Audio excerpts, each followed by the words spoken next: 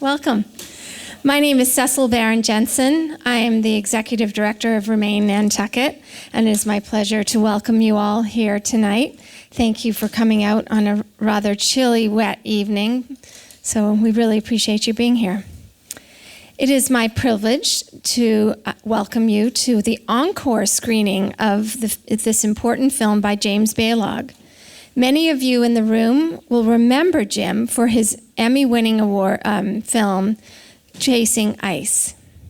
It is the story of one man's effort to capture the undeniable evidence of our changing planet. By deploying cameras across the Arctic, he was able to record the shrinking of the world's glaciers. His most recent film, The Human Element, picks up where Chasing Ice left off. Back in 2014, a discussion about the evidence of a warming climate was controversial.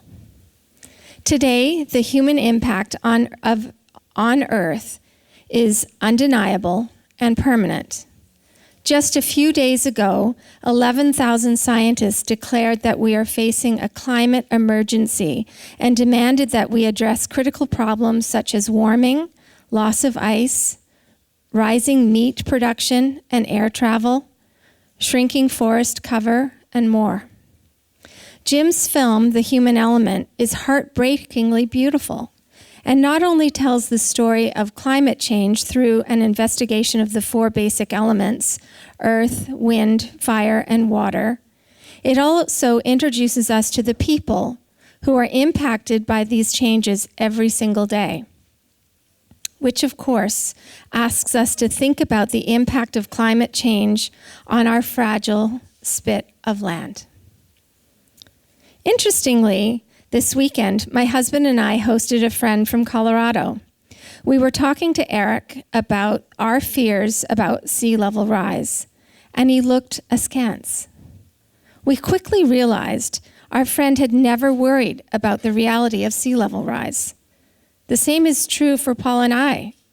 We, frankly, have never personally been concerned about fire or extreme drought like Eric has. Climate change challenges are hyper-local. Fears about the impact of a warming planet are most keenly felt on a personal level. So, tonight, we ask you to think about how climate change is affecting you and your life on Nantucket. You'll notice that we have given you 2 sticky pieces of paper and a pen. While you watch the film, think about these 2 questions. What is the human element on our island? How can we address the challenges raised in the film on Nantucket? At the end of the film, we will give you time to write your answers. And then our illustrious panel will help to unpack our shared thoughts on the subject of climate change. So now I want to spend a few minutes giving some thanks. So our panelists, moderator is Dave Gagnon, Executive Director of the Mariah Mitchell Association. Roberto Santamaria is the Director of Nantucket's Health Department. Graham Dorovich is the Recycling and Solid Waste Coordinator for the Nantucket Department of Public Works. Emily Molden is the Executive Director of the Land Council. And Cormac Collier is the President and CEO of the Nantucket Conservation Foundation. Thank you all for your time and energy tonight. Thanks also to Virna Gonzalez, for organizing this event. Yes, we can give her an applause. Yay!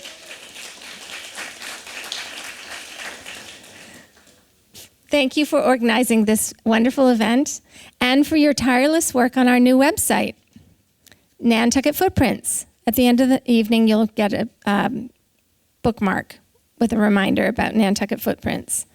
If you haven't seen it, please check it out.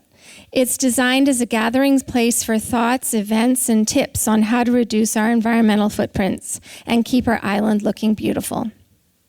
I also wish to thank our friends and hosts at the Dreamland. Thank you for having us tonight. We appreciate it. As you leave, you'll be given a bingo card.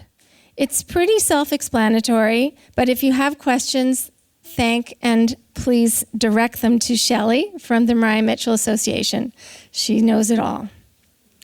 You'll also receive a little gift from your friends at ReMain and the Mariah Mitchell Association. As you leave, remember to take one per person. Finally, before the film starts, you'll see a screening of one of ReMain Nantucket's recent trashy videos.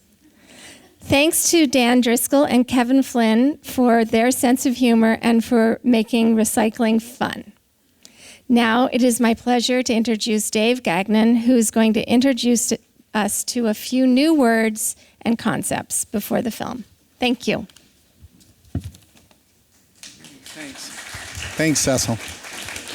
Is this on? Yes, it is. Actually, I'm only introducing you to one word, and then we'll be passing it on. So, the first word is Anthropocene, and it's a definition or a word that's been around for about 20 years, and we're just starting to hear more about it. So, essentially what it is humans, possessive humans, epoch in geologic time. The notion is we, the people, are a force on the planet Earth that is leaving a permanent imprint in the fossil record of our time. To further illustrate, if you can imagine a geologist 5 million or maybe 50 million years from now looking back, they'll actually see a handprint of humanity changing the world as we previously have known it. So keep that definition in mind as you watch this film.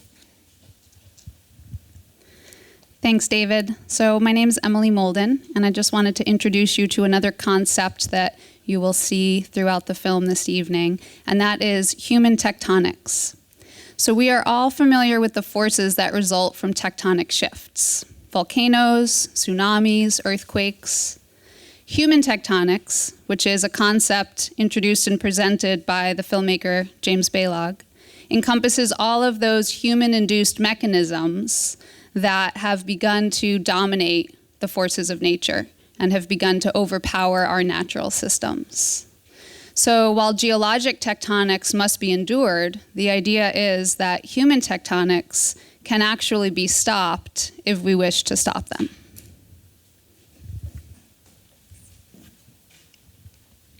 The last term we have for you all is not actually included in the movie, but it's something we felt was important to acknowledge and present. Violence in Western society is commonly conceived as explosive and immediate, erupting in instant and concentrated visibility.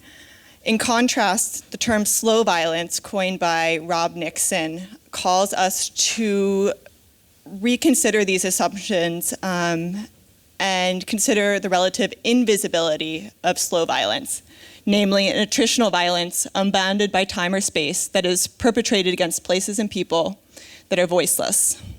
Its occurrence, dissemination, and repercussions are gradual and incremental, and thereby largely obscured and silenced by its dispersion across time and space. So I invite you to keep that in mind as we watch the film and as you go about your everyday lives following this. The only thing I'll say about the end of the film, we will be very snappy with our panelists because I don't want you to get to the end and say, okay, let's sneak out. It's actually going to be really fun. Those sticky notes, just to quickly tell you, I use them as a brain write, and what we'll do is we'll generate, I don't know, we've got 100 people in here times 100 sticky notes. We'll generate 100 to 200 thoughts or ideas in about 2 minutes. So it's going to be really fun. Please stick around for that, and I promise you we'll keep things moving along. So can I say roll the film? Is that okay? Roll the film. I'd just like to get your first reaction. Why don't we just go down the line? Graham, why don't you start? Just a brief first reaction to the film. I guess that we are all in this together and we all are impacted by this imbalance, but also we all have a personal responsibility when it comes to it. And also just maybe to think about how art has this possibility, and I think Jim captures it well, to kind of create a shift in us perhaps, that art has a place in this too. It's not just science, so we are all in this together, and we can use art as well to help us make these shifts and kind of turn our attention into the oncoming truth. I I guess my reaction would be somewhat similar, that in order to address this concept of the human element, we really need to change our perception and understanding of what our collective impacts are as a community. But in order to do that, we have to first really address our individual impacts. And we get kind of stuck, I think, because the problem seems so big and our ability to contribute to a solution feels so small, but we have to sort of help each other bridge that gap, because we need to address it as individuals in order to address it locally and globally. Thanks, Emily. Roberto? Well, my first reactions to the movie is just, it's very personal. In family as well, in my family as well, we've been affected by all four of the elements that he mentions, not counting just the human element. I had a great-grandfather who was a miner in Central America, gem miner. As far as the air goes, myself and my wife, we both suffer from asthma. It's also big in endocrine disruption. My wife right now is battling breast cancer. With the water, we have the flooding. I grew up in South Florida. When Hurricane George hit, we stayed home for 3 days because we couldn't travel the roads. It was flooded with 4 feet of water. And then as far as the fire goes, my brother-in-law was a fire cutter. He would jump in front of the fires, and he was cutting just like those guys. And he tells those stories. And he has friends in that Boise, Idaho memorial. This is very personal. It's all of us. It's personal for all of us. It's personal for everyone, and there is no task that we cannot take on a personal level that will not affect the large scale. And Cormac? Thank you. Thanks, Roberto. That was great. When I first watched this about 4 or 5 months ago, we had a small dinner with some friends afterwards, and we had a good conversation about it, and I was the Eeyore of the group in terms of negativity and putting forth somewhat of a depressive mentality. And that's a good point, yeah. And now in the past 5 months, since I've really been thinking about it, Roberto just whispered in my ear, but you're the Lorax. That's what I've been trying to harness and hold on to and look for inspiration and look for opportunity. Because as he said in the last closing moments, he said humans are the only element that can influence change in the future. It's very powerful. So what I'd like to do now is go right down the line again. Do you want to start off, Cormac, and introduce yourself and your position and your organization? Just spend a little bit of time, a couple of minutes for each of you to talk about your organization and how you're involved with this issue. Great, yeah. So I work for the Nantucket Conservation Foundation, recently installed last April. I had been working with Emily over at the Nantucket Land Council. The Conservation Foundation is essentially the largest landowner on the island. We own over 9,000 acres, 1/3 of the island in conservation.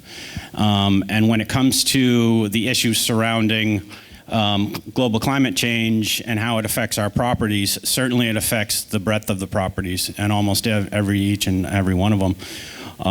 But a good example of really how it will affect them very concretely in the coming years is out of the 1,800 acres of salt marsh on the island, the Conservation Foundation owns 1,200 acres of them. And salt marshes in this coastal landscape are the most threatened ecosystem, plant community that is out there. Salt marshes are integral to the health and productivity of a marine ecosystem. And if the salt marshes can't stay in advance of the ever-increasing sea level, they will essentially become smothered and destroyed. That'll have cascading effects throughout the entire nature of Nantucket, but not even that, the economy, the social structure, everything else.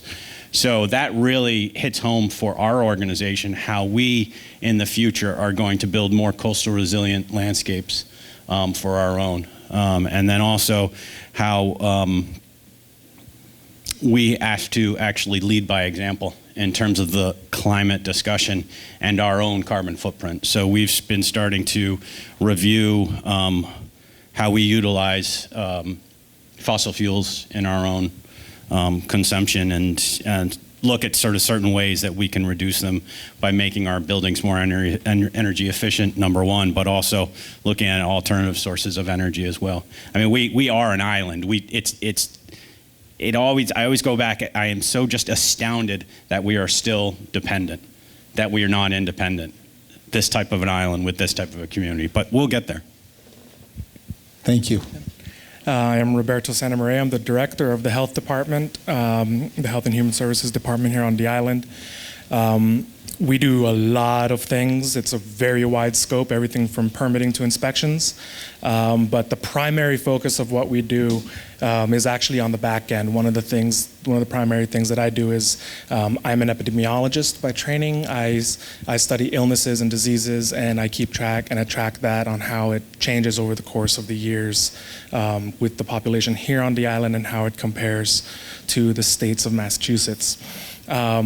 Just really quick, 2 terms that, see if anyone hears. If you've ever heard of the words Aedes aegypti, raise your hand. Exactly, 1, Aedes aegypti. And that's first word, 1 hand, excellent. And if you've ever heard of the term the sick building syndrome, raise your hand. So just a few, okay, exactly. So sick building syndrome is one of the things that we monitor, something like that. It's what was brought up as far as the air pollution goes.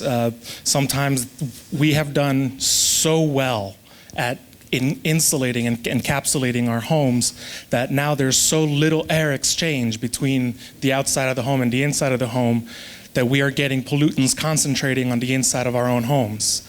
Old insulation used to be made with formaldehyde, and now that formaldehyde is off-gassing into houses. That's one of the major causes of asthma. Asthma rates are going up. Mold is going up. All that sort of stuff. You need your windows open to get that air exchange in the summer because our houses are built so airtight. The Aedes aegypti is a type of mosquito, which up until recently was not found on the Cape and the islands. It was always found in the southern tips of the United States, in the Caribbean, and Central America. We've been finding it on the Cape now. It is a hot mosquito, and it carries illnesses such as dengue fever. It was also the primary mosquito culpable for the yellow fever outbreaks in old times that we now have a vaccine for. Hooray for public health on that one.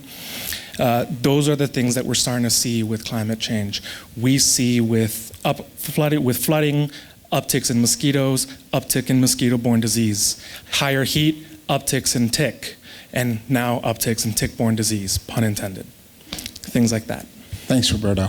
Emily? Thanks, David. So again, I'm Emily Molden. I'm the new executive director of the Nantucket Land Council.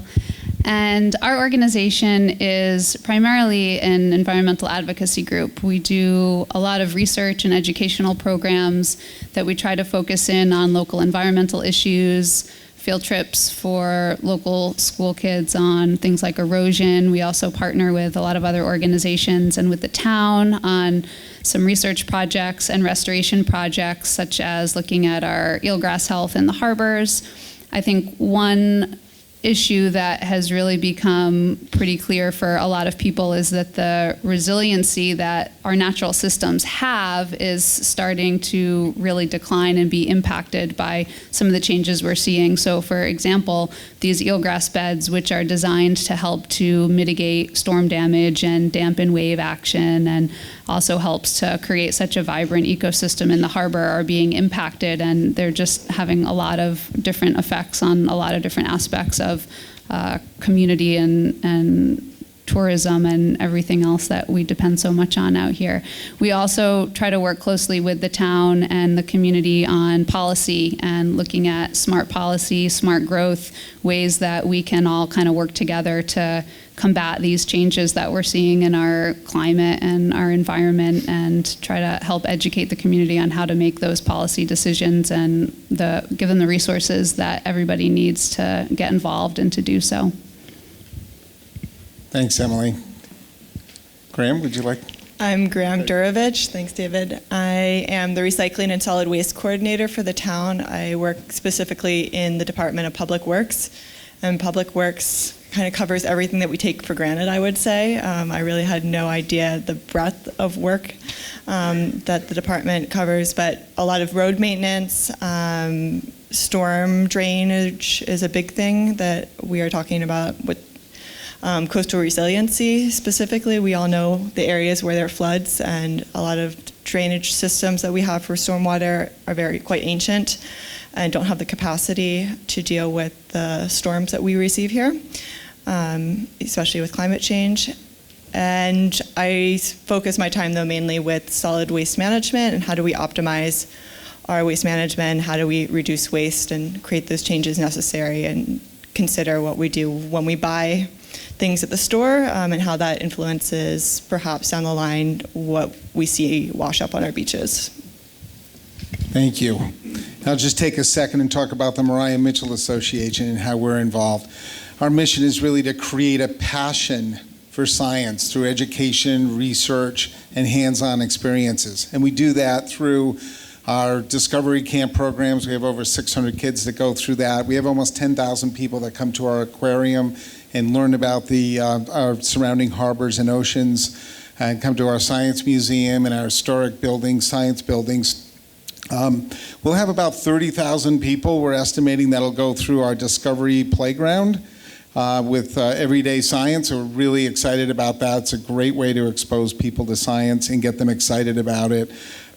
We also have about 4,000 people that go out to our observatory every year and learn about the science beyond Nantucket and beyond the Earth and stay connected, and they're typically in awe when they go to one of those events. We also do citizen science projects, and I'm happy to say we work with a lot of the organizations here and help to provide some of the interns and volunteers that help on some of those projects. The American burying beetle is an endangered species here on Nantucket, and we work on that project. Horseshoe crab surveys and a lot of really fun things. But the bottom line is we want to create scientists. We need more scientists. We need people excited about science and mathematics. And those are, if you go to any of these great organizations, it's just full of scientists, I would say, right? And our mission is really to try to create that excitement and produce more scientists that are going to come and help. They are going to be the answers to our future.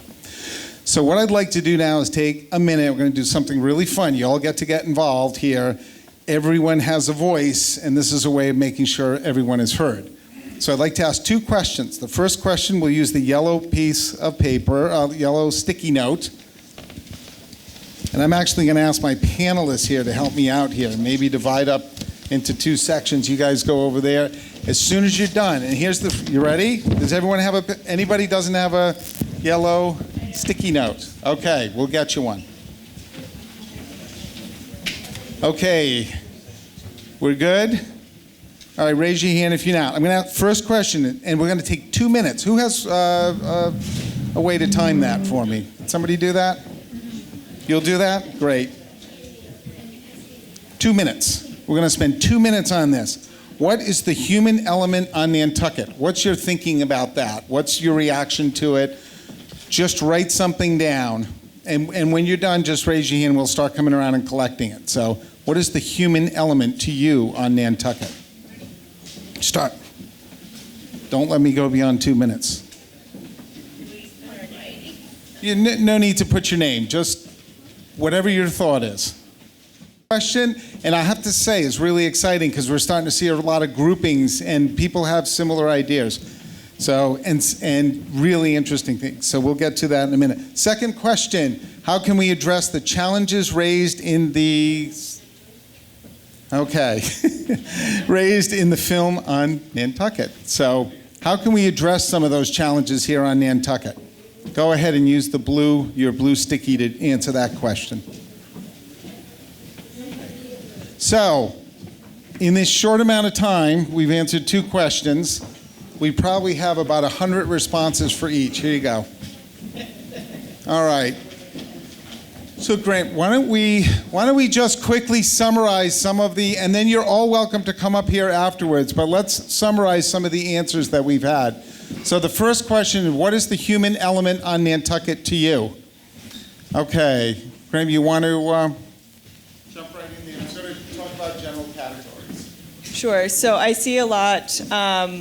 Greed is a word that's coming up a lot. So kind of probably I would guess human exceptionalism. Why just hyper-individualism? There's also a fair bit of trash here. I see the word two words too many. Too many cars. Too many people, population, seasonality seems like a challenge that's coming up a lot here. Energy comes up, consumption, overconsumption, unbridled growth, development is something else that's coming up a lot.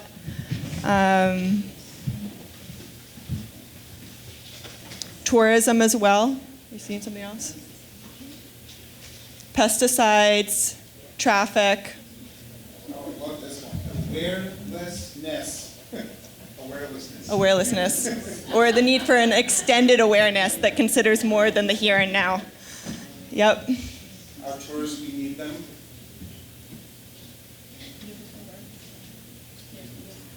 The need for everyone to appreciate this place, not just the year-round community, but the summer community and all of us to take care of it.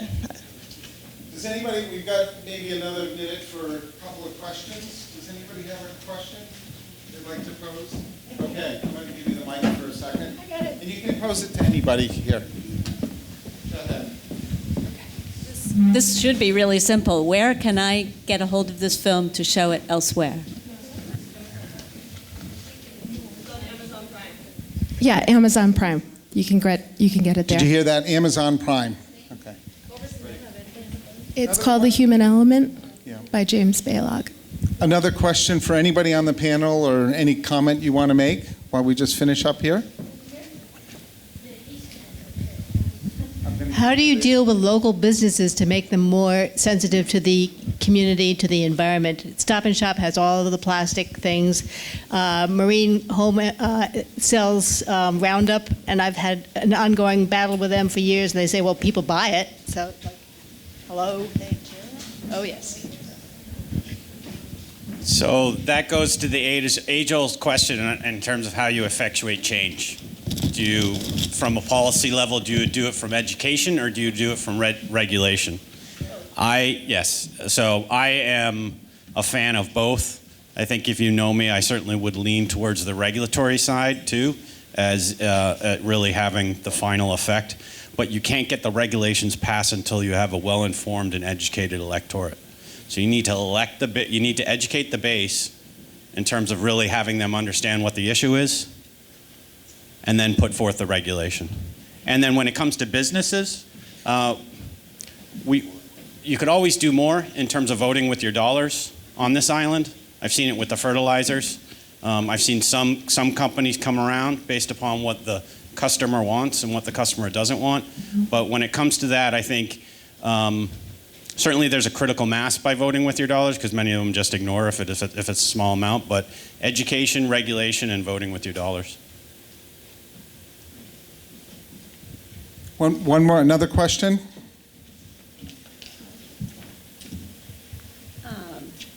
Graham, I just wondered how things are going at the landfill and how the sorting is taking place.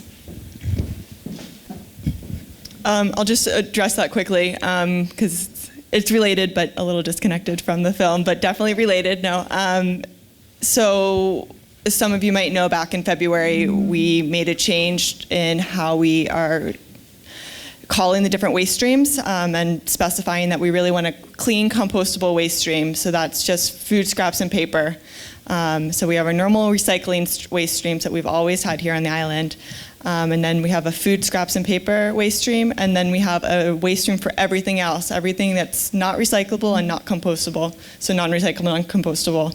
And it's a process in making a change happen. Human tectonics take time. And that's kind of a small shift that we are trying to make as a community to minimize landfilling here, to protect our sole source aquifer, and create a compost product that we can all use here.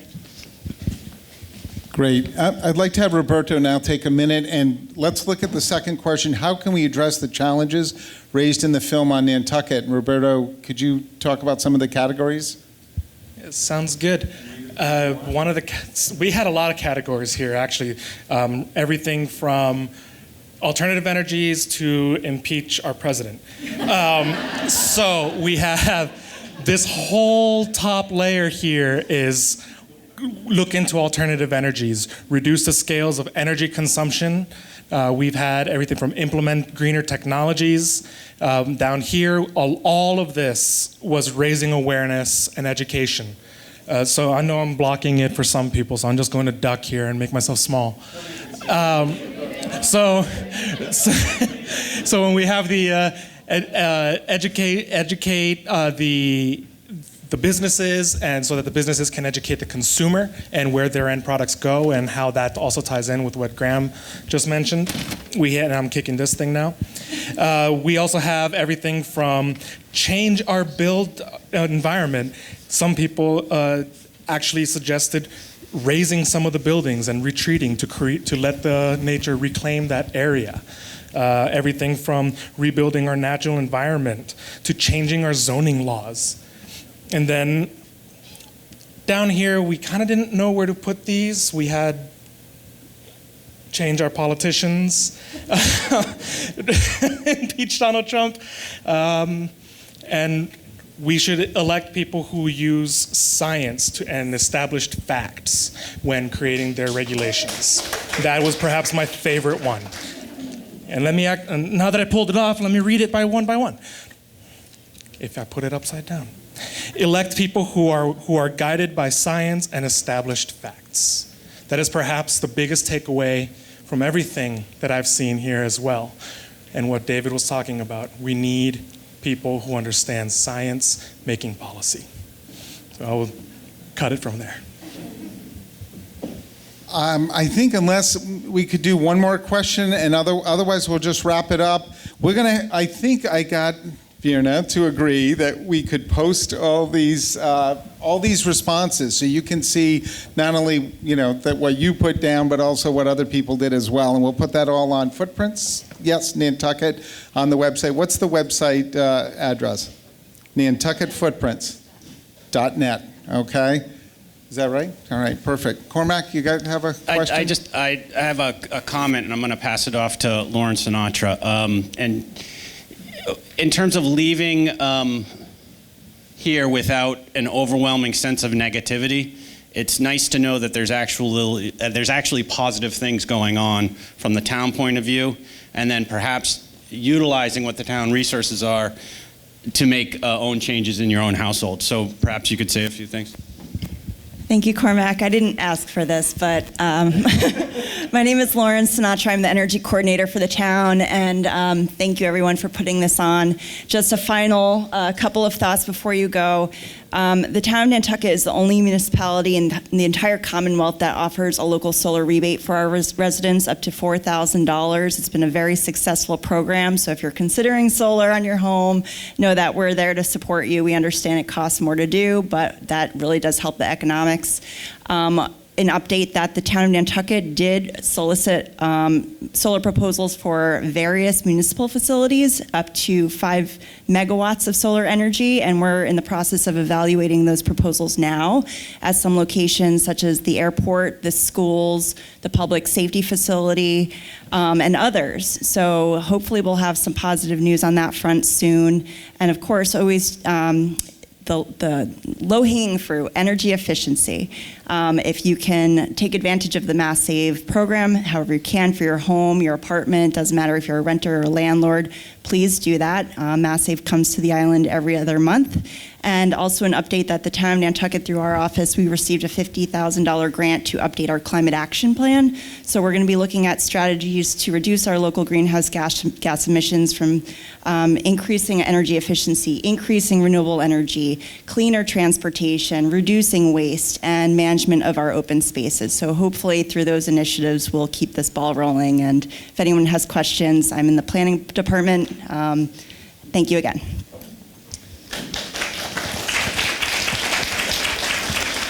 So I'll just wrap it up tonight and just once again emphasize how many amazing ideas came out of this. Everyone had a chance, and we have it all here. spend some time, take a look now. Otherwise, we'll put it on Nantucket Footprints. And remember, the power you have in deciding what you buy will impact the environment and our earth. So anyway, good night, everyone.